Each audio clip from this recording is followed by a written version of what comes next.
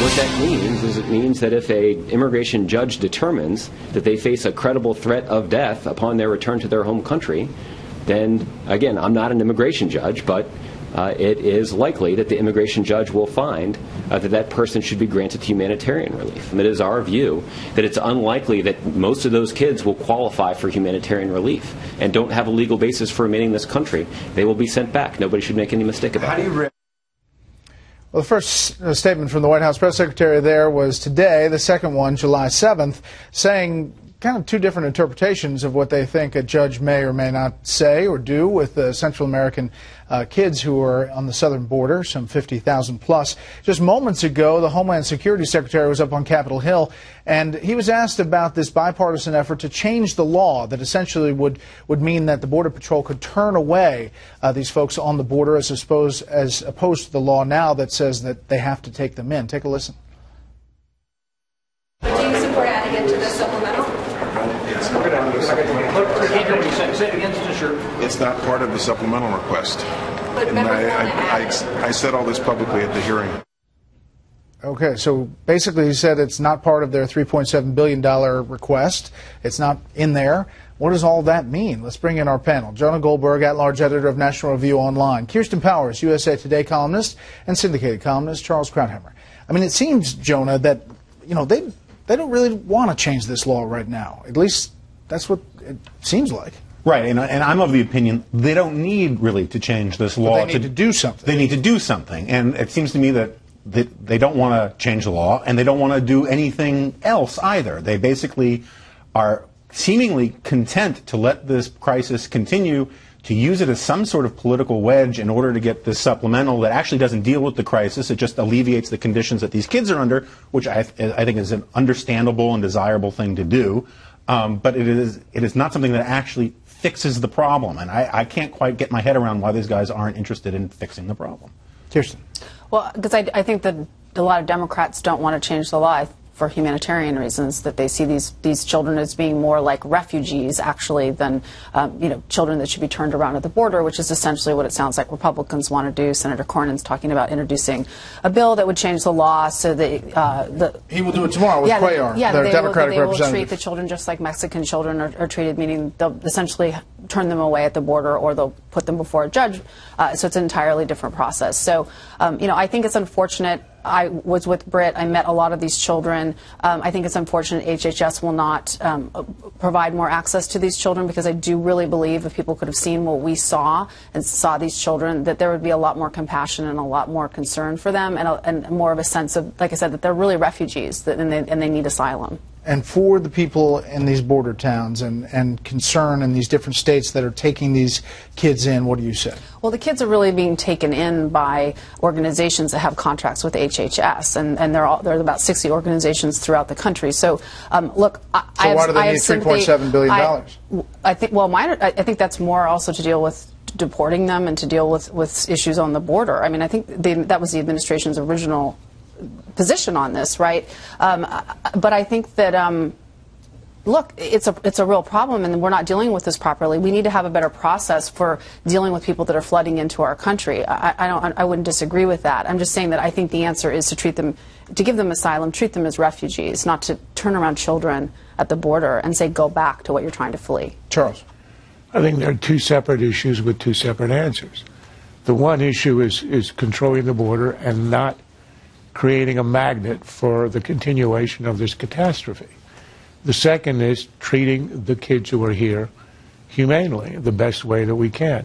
For the first, there is no other answer than to send them back, to put them on buses, to have them come back to Central America, at which point it will be understood that you're putting all your kids in danger for no reason. Well, address Kirsten's concern. Then address Kirsten's statement about refugee status, and they're going back to this place that has a murder rate of 1 out of 14. If that's the case, and you want to deal with these humanely, if you treat them here as refugees, you're essentially saying everybody who wants can come in. We should send buses to pick them up in Central America so they're not going to die on top of Mexican trains. We cannot do that as a country, open our borders up because of miserable conditions in certain countries. Otherwise, the Congo would empty and end up here, where conditions are even worse.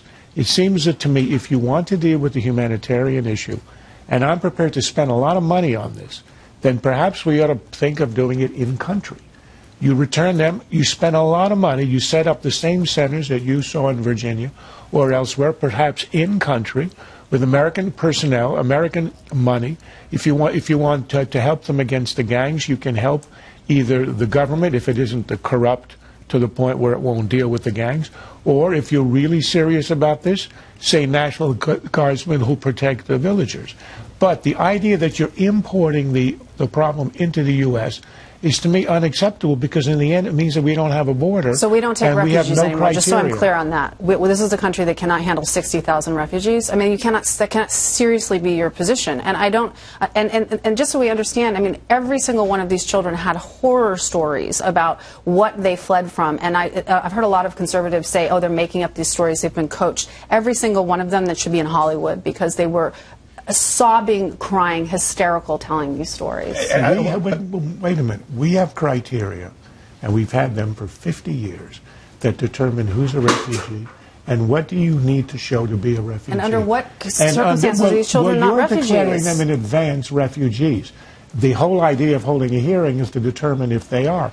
And unless you believe that every single one is one who shares these stories that you heard, it would seem to me that a sovereign country would return those who don't meet the criteria. That's what our law says, and it's a humane law that has served us well for a long time. Let me bring in Joe. Yeah, it's, 2 points. One, look, I agree with Charles in this sense. There has to be some limiting principle here, right? The average American who makes, I don't know, $50,000 a year or $40,000 a year is in the global 1%, right? And if the argument is that people come from poor and violent places. Well, it's not about poverty. Okay, but that story keeps changing. Okay. And I have no doubt that the people you met with are perfectly The story doesn't keep changing. The UN did a study on this, and where they interviewed these children. This has been out for everybody to read. Let him finish his point. Look, the headlines from Central America, and I went back and looked at headlines going back to the mid-1980s, have been war-torn, civil war, violence. Exactly, I know, but it's going to be going on for a very long time. My only point is your argument about who we should let in isn't an argument simply about 60,000 kids.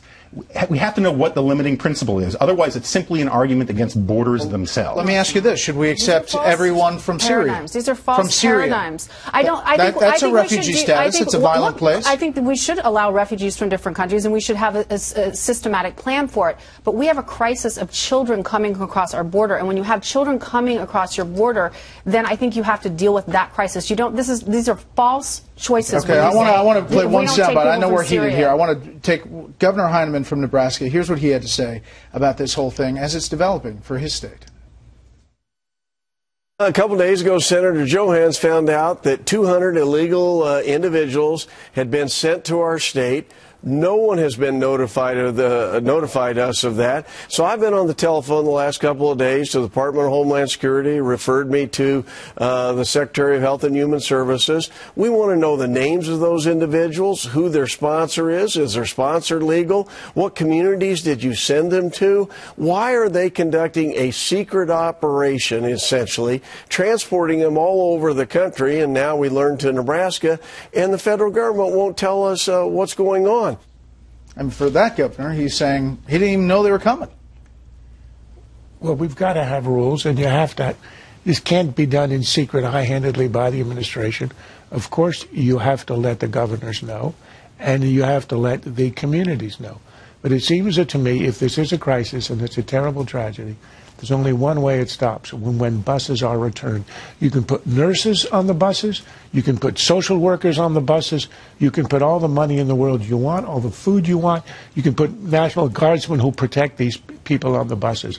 But unless the buses are returning to Central America, it will empty into Texas. Let me one quick, maybe a consensus point here.